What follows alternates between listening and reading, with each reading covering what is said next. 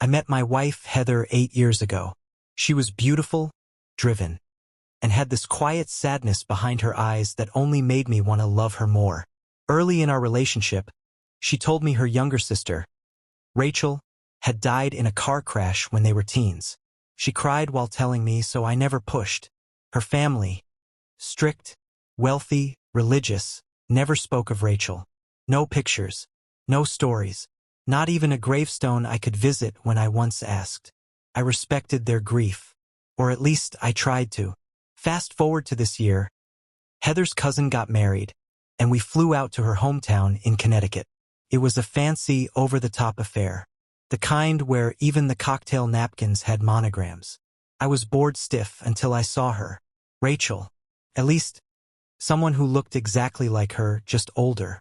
Same green eyes, same dimples, same crooked front tooth Heather had described once when drunk and sobbing.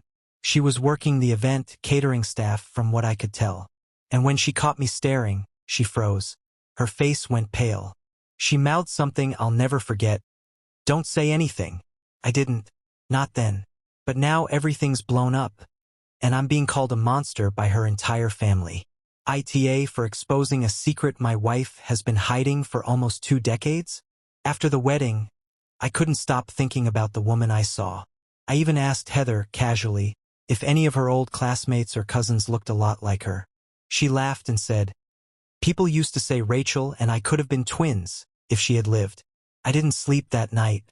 The next morning, while Heather was in the shower, I snuck out and drove to the catering company listed on the reception menu. Dawson and Daughters Events.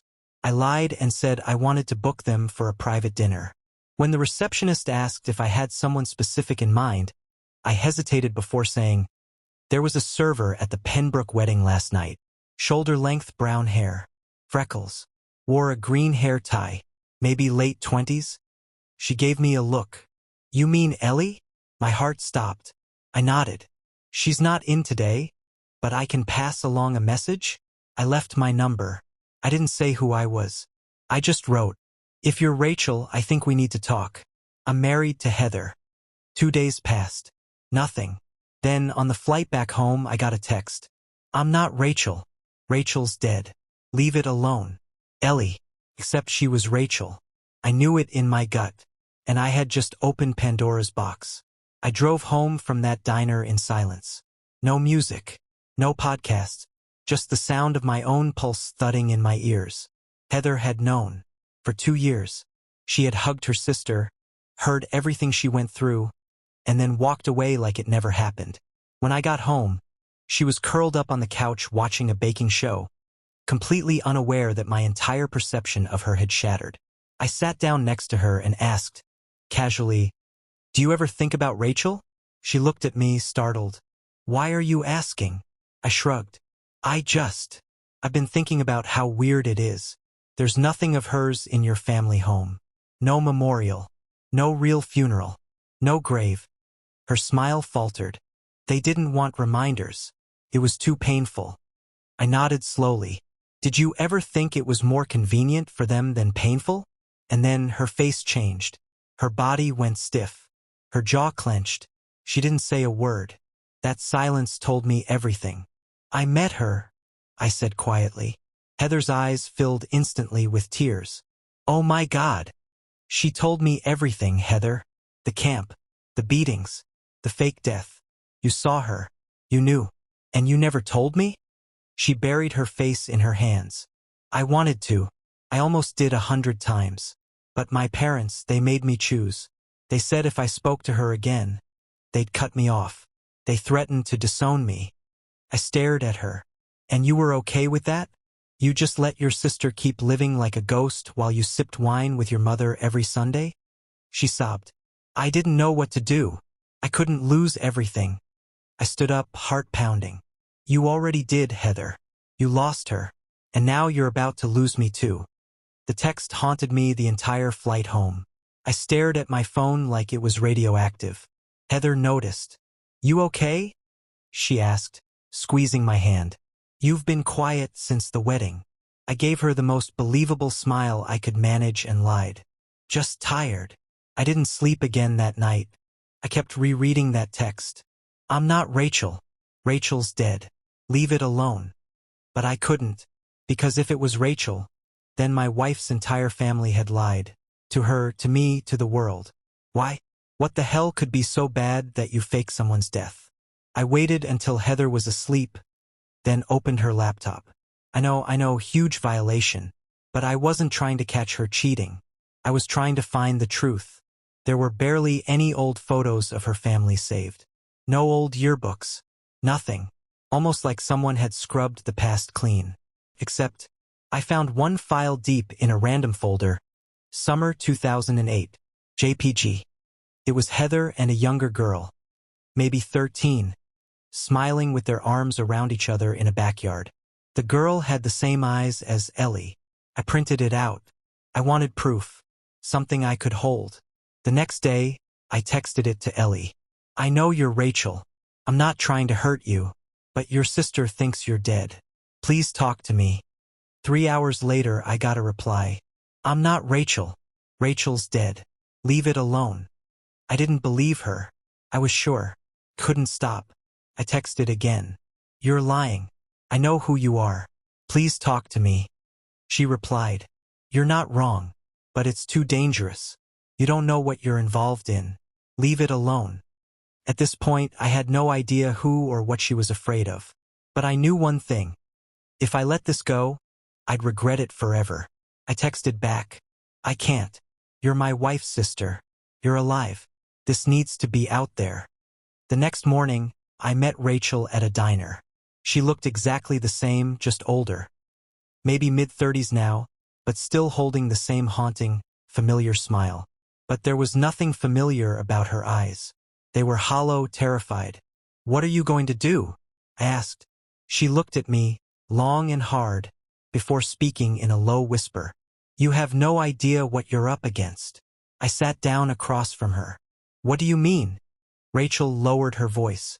I can't say too much, but you don't understand. They didn't just make me disappear.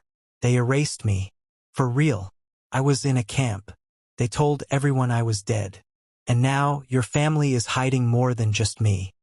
I felt a knot tighten in my stomach. What do you mean hiding? They've been tracking me, watching my every move. For years. If they find out you're the one who exposed the truth, they'll stop at nothing to cover it up again. My entire body froze. Who's they? Rachel's voice dropped to a whisper. Your father-in-law. He's the one who paid for it all. I was stunned. I couldn't speak. Heather's father, the man I'd admired for so long. He was involved in something this dark? Rachel's eyes widened, desperation starting to leak out. It's not just about me. It's about everyone they've silenced. They'll destroy anyone who gets in their way. I had no idea what to do with all of this. I couldn't sit idly by anymore. But at the same time, I wasn't sure how much further I should go. There were too many risks. But I had to. Rachel went into hiding the next morning. I didn't know where. I didn't know who she was with. But I knew one thing. Everything had changed. The next few days felt like a blur. I tried to piece everything together. The evidence, Rachel's warnings, the connections. I couldn't sit still. I couldn't just wait for someone to come for me or my family. I reached out to Maggie for help.